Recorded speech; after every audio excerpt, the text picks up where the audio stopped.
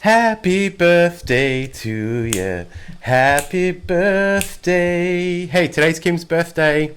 Thank you, Steve. Hi, we're back. Maybe you're not going to recognize us. Yes, we're all different. Kim and I have lost quite a bit of weight over the past couple of years. We write about that in the book. But did you do a calculation on how many pounds it was, Kim? About 180 pounds between us. Yes, it's true. And so we've done it. And I lost so much weight that my beard fell off. And I've changed my hair, and even people that know me really well don't recognize me now. They say, hey, the voice sounds the same, but is that you? Kim finally won the battle that we've had for 29 years now about who's in charge in the kitchen. And of course, I love bread, I love pasta, I love pizza, I love potatoes, I love starch and carbs, and I've always made food with at least one of those carbs with it. You used to gaslight me for not wanting to eat bread. Well, I thought it You was... used to treat me like I was crazy. I considered it a sin to not have any bread with a meal. So, I don't know, but not anymore. It really has worked. In a nutshell, we'll go into this in detail later. I've cooked myself a keto cheesecake for my birthday. We're going to have a bit after we record this. If it turns out okay, I'll share the recipe below the movie. Monk fruit is amazing stuff. It's natural. It tastes just like sugar, but it doesn't raise your blood sugar. It doesn't have any carbs in it at all. And cheese doesn't have any carbs in it. So we've been eating a lot of cheesecake on this diet, haven't we? Incredible diet. Strange having a diet where you lose a lot of weight and you get to eat cheesecake. The keto is really just low carb, isn't it? That's why the bread and the pasta and the potatoes and all that and the sugar has stopped in our diet. So you've got to check out Dr. Berg, his healthy keto. I didn't have a lot of success with keto in the past, and I really knew, because I know about nutrition, that most keto diets you're not getting enough potassium, which is really just going to make you miserable. And so when I saw Dr. Berg promoting healthy keto, and he's really on to keeping your potassium levels high, eating a lot of vegetables and a lot of salad and just a little bit of meat is the way to go. And so Dr. Berg. His stuff's great, and he actually taught us one little trick that's really helped me is that he says to eat like 6 to 8 cups of salad in a meal, or vegetables, which seems insane, but it's actually really great. And you know, I didn't grow up eating that much salad. We'd always try and avoid eating salad, but now I know that this huge salad, 6 to 8 cups, it's a lot of salad or vegetables. Because we're trying to do we do intermittent fasting, and we try and only eat a meal a day. So anyway, through all the pain, it's really paid off, and we're feeling really good as well. We're not just losing weight, we're feeling better, we've got more energy, we're clearer. But life's become difficult lately. Life in the last 2 years of COVID has just been a bit insane. Speaking of health, so we were really lucky. We sort of started getting healthy before the COVID crisis began a couple of years ago. But the last lockdown here in Australia, which has been tough, and I know there's a lot of news around in the world about Australia, and it's really complicated what's going on here. But there is a health crisis. You know, people that are sick are susceptible to catching COVID. But we were able to just get really healthy in the last couple of years, especially the last sort of 8 to 10 months while we've been doing this keto and dropping the weight and getting our sugar down, getting on top of our insulin. I was pre-diabetic a couple of years ago, and my insulin's come right down because I'm not eating sugar and carbs. But the health of the nation is really important now, and it's the health of all of our families, and it's the health of our communities and our workplaces, which is really becoming extremely frightening. Really just quick cap of what's going on here in Australia at the moment. We had a lockdown last year in the state we live in, and everything was locked down. We weren't allowed to travel, we weren't allowed to do business apart from online, and all of those normal lockdown things that were happening. It was getting pretty heavy there for a while. The government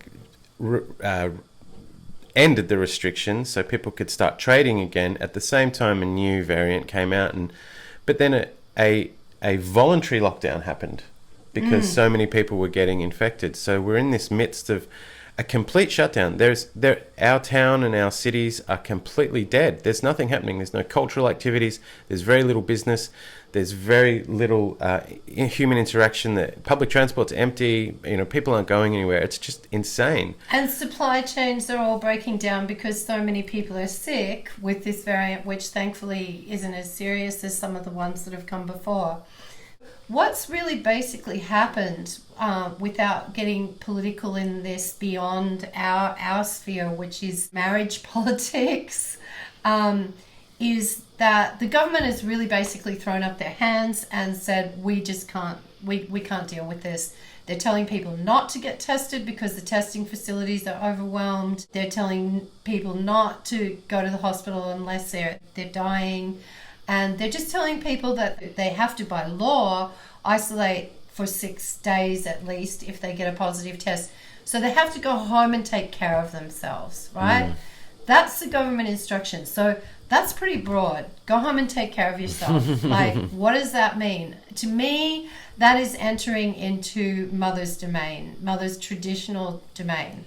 We talk about in Love Indeed the history of how that's been undermined by corporations and by government who work closely with corporations now. So that history might be interesting, and it's not a conspiracy theory. It was very well documented in a BBC series, and it's all just on the record history of what happened. But we're really seeing what's happening now in Australia, where everybody's sick, the government's basically given up, and you have to go home and you have to, by law, stay inside for at least 6 days and take care of yourself. But what does that look like? Take care of yourself. I mean, the only people that really are fortunate enough to know how to take care of themselves is usually because they've had a mother that's taught them to take care of themselves. How many mothers are at work now, unpaid, taking care of their families who are sick on some level? That's right. And so this is direct instruction from the government here where we live in Australia, that you need to stay home and take care of yourself. Like you say, Kim, if you're lucky enough to have been raised in a family or a wider community where there's a lot of focus on that, well, you seem to be okay. It's no big deal to get locked down for 7 days. You can still choose healthy food and you're already in the swing of doing that. For a lot of people, that's not the case because they don't have good systems. Mother's authority has been undermined by the marketing people that want to feed us, sugary treats and fast food. There's a big question that's raised here now. Where is the authority? The authority is placed with us as individuals and families now. So that's a direct instruction from government. You've got to do it. Now, if you're not in the swing of looking after yourself, I know a lot of people are really busy. And so eating junk food and fast food and not really taking a lot of care about the diet is just part of the modern life these days. But more than ever, for us to stay healthy, we need to make sure we're not stressed, and we need to make sure that we have a good diet. They're the two biggest killers, stress and poor diet. So what better place to take care of that than at the home? Don't be stressed. Have good relationships with your people, and give authority to mothers and the grandmothers. Give respect to fathers and the grandfathers. Work on building your system that is going to keep you healthy. Yes, there's external threats to our health, but the real point of building a better family is for us to stay healthy and live long and prosper. And so I think really it's an extremely important time for women to start stepping forward more and claiming that role of authority, particularly in Australia where the government's just basically given up and become quite a laughingstock. They're even making TV ads now, just making fun of Australia as the basis of their TV ads.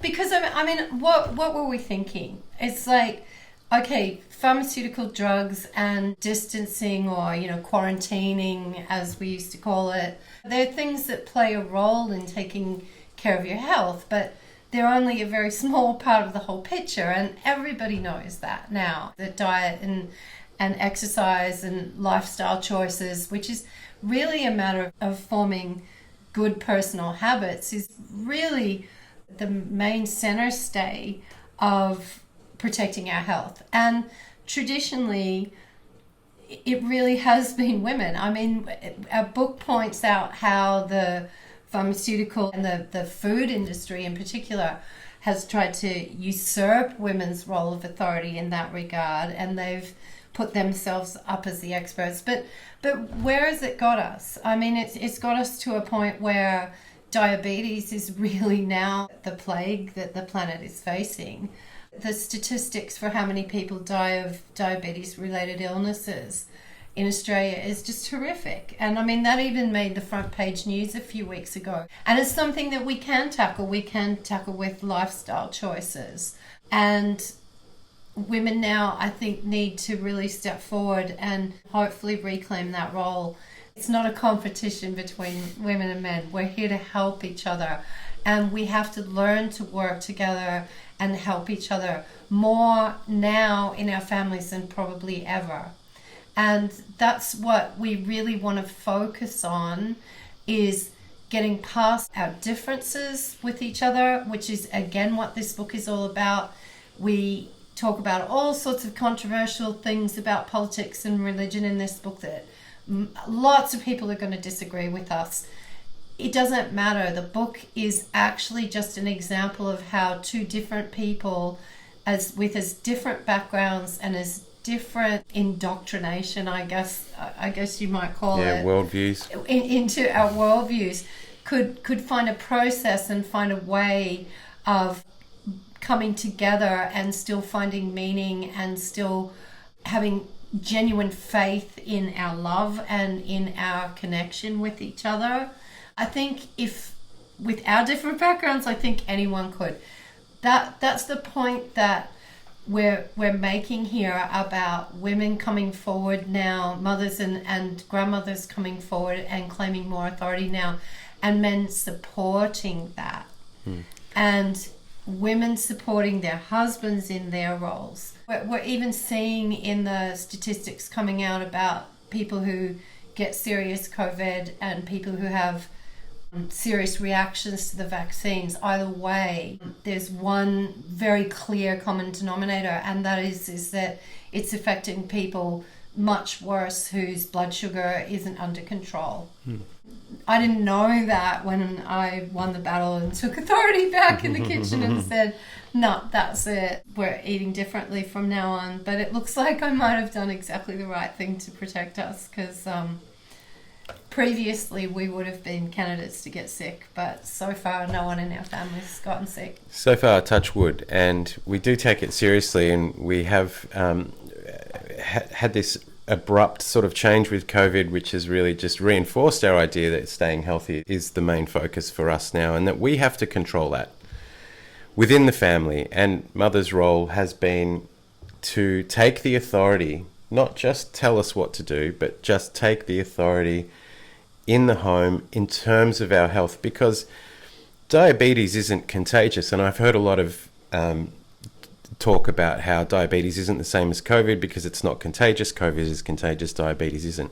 Well, I can test that because it gets passed through in families, especially children growing up, to extended family, and the expectations from a cultural level of what we're eating and how we're eating. And we've been convinced, and we've been marketed at for so many decades, that these highly processed foods are okay for us, that they're good, they're part of a balanced diet, and all of that propaganda that's happened for a long time, when we really know that refined sugars are really bad for us. Look, it could be a poison. If it was discovered today, sugar would be classified as a poison because it's just so addictive and it's so destructive to our health. So there is this, it's not contagious in the sense, but it gets passed on. If authority isn't given to somebody within the family, mother is the general idea, if that information isn't passed on, well, then there's a breakdown, and in a sense that the epidemic of diabetes is going to keep spreading because we're not addressing that cultural issue. And it's an example of where you really need programming or information to run your life on, because if you don't have that solid information, if you don't have that solid foundation of at least somebody in the family having the role of taking responsibility for teaching the family good habits and healthy habits and whatever. If you don't have that program in place, you're going to be programmed by information that is going to leave you sick. because you're going to be told that sugar's energy, and the people marketing all of this terrible food to us, they're not admitting that it isn't. You know, who do you trust? Where do you get the information from? And this is really central to what we're promoting in terms of families protecting themselves. And there's never been a more important time. What's also happening is in Australia, and I know in the rest of the world, is the businesses are just going under now. The pressure on business has just gone on for so long. In Australia, we were hit by fires and floods and the COVID thing. And now that they're not officially locking us down, they've withdrawn all support. And so everyone's really getting very nervous now.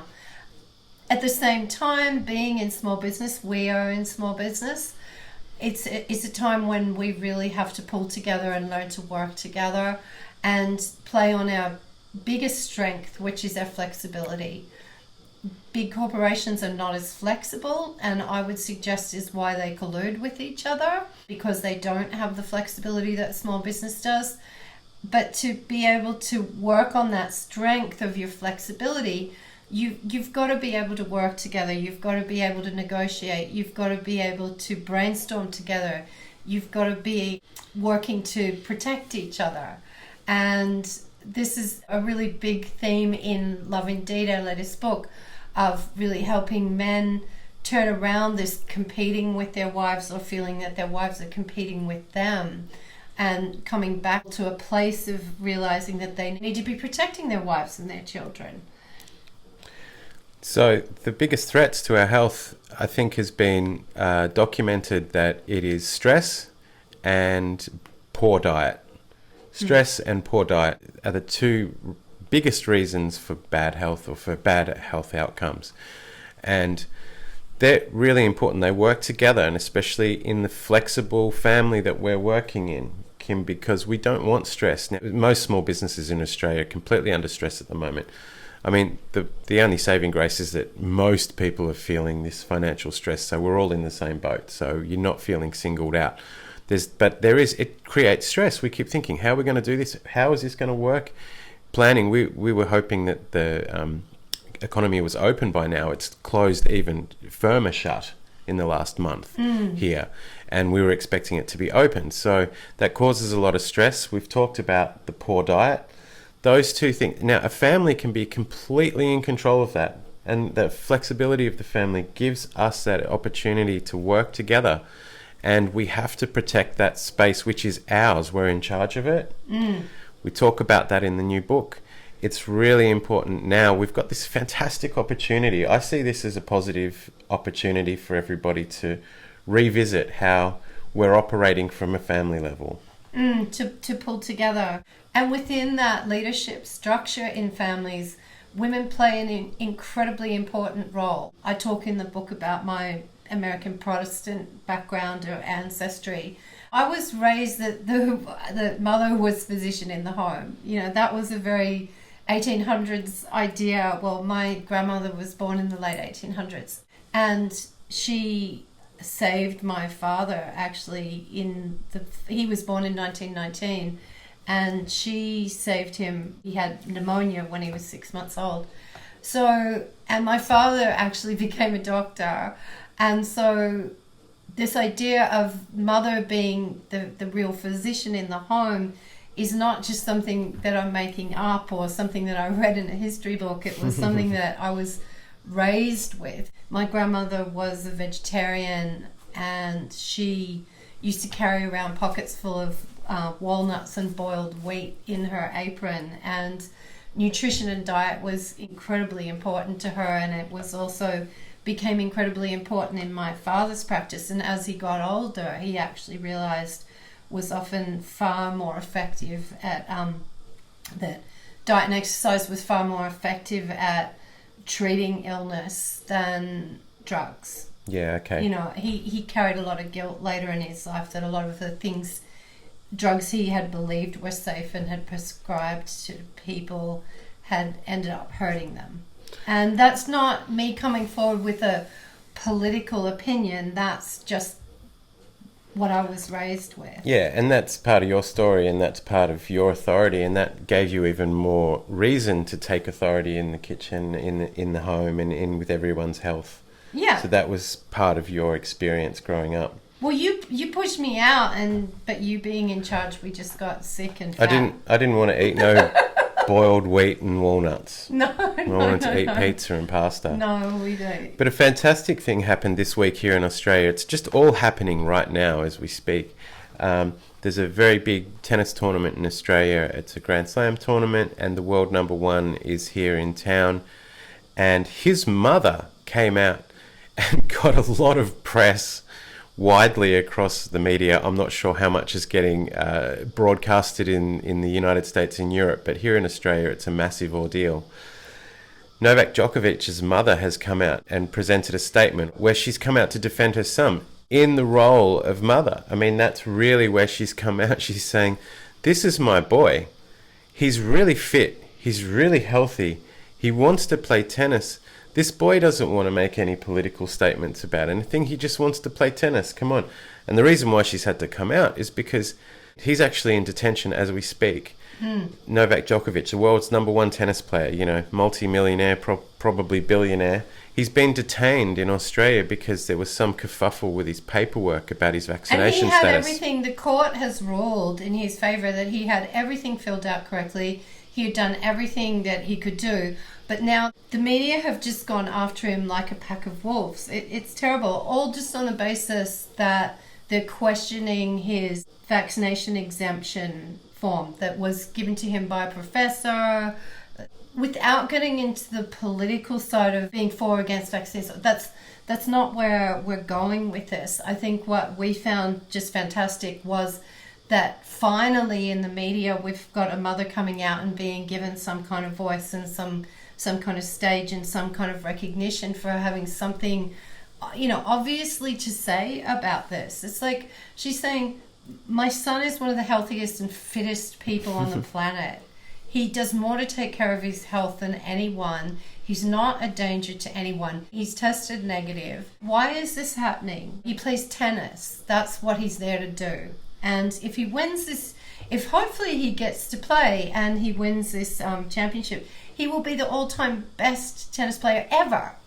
Right? Quite amazing, yeah. So anyway, it was a great example. We just thought of hopefully what we'll see more of in this time right now as the government response to the health crisis that the world is facing and the economic crisis that the world is facing is to help shift responsibility back onto ourselves and realize that the government is not well placed to help us with health advice. Mothers and women are much better placed in our homes to look after our health, and women and men are, if they learn to work together, and we really just, that's our whole thing, is helping women and men learn to work together better. If you can come together and learn to negotiate, make decisions, not based on external influences, but really make decisions on what's in your best interest, that is the strongest protection that any of us has right now against the health dangers and the economic dangers that we're all facing. This is really timely, the message. And you don't need to agree with our politics. You don't need to agree with our religious ideas or spiritual ideas. That's not the point, because the foundation of what we offer is really just professionally putting in place structures in your family where people's roles are respected and recognized, and where there is some processes where you can actually start making decisions and pull together and hopefully strengthen as a team to face what is in front of us. Because all of the people who make predictions, who forecast trends, all of them say there's really, really difficult times ahead of us right now, and it may take us a very long time to recover. But you need optimism. We can't just stick our heads in the sand and say, oh no, or we're finished. And particularly if we're mothers and fathers, particularly if we have children and extended family that are looking to us and that are dependent on us. And even when our children are grown, we still influence them and we still have a role to play in their lives. It's vital now. The message that we have for the world has never been more important. The sad fact is that it's taken us so long for the healing to be complete, and hopefully it'll help make it faster for other people. It's been 15 years that we've been writing, and I think this will probably be our last book because that journey's finished and it's time for a new chapter for us, which we'll still be here, we'll still be supporting people, we'll still be talking, but we've got our flower farm that we've set up, and we also have to move on with our lives. We can't be healing forever. That's right. And because governments and lawyers and scientists are all tripping over each other so badly, it's just so important now that we build our own network and our own governance systems within the family to do the right thing, as you say, Kim. We have to now. There's no choice. The government can't take care of us. They'd like to think they can, but they're proving that they're really not able to. It's perfect timing for everybody to get on the same page within your family and build the systems that you need to build to improve your life, and our book's all about that. We feel like we've told the story of our healing in this book. We've talked about the warning signs that perhaps could be threatening your family too, that we've had to look at and deal with over the years. And so this book represents a chance for us to move away from trying to explain ourselves too much and just get laser focused and moving into our members area. And we appreciate everyone that's stuck with us for so long, because we know that you've been extremely supportive of our message and of our work over the years. But those of you that have read the book and feel like you might want to give us a review, we really would appreciate that now, because we are at the stage where we'd like to get those reviews up online, because it's all part of the business of selling books, is to have some people reviewing it. And I know the members area is a bit of a mess. It's sort of grown organically over lots of years, and there's all sorts of content in there that hasn't had enough attention to curating it. That'll be our new focus. Hopefully you'll be patient with us, because it's going to take a bit of time, but we also hope to be making more on-camera stuff like we're doing now, and staying in touch a little bit more frequently. And hopefully, if these lockdowns ever end, we hope to be doing a bit more speaking and getting out and mixing with people, because we really do all need to stick together. Yeah. All right. Thanks for everybody for sticking around and listening to us. It's really nice to see you. And happy birthday, Kim, again. Thank you. Hope you have a really lovely day. We're going to get into it now. Okay. Take care. Thanks. Bye. See you.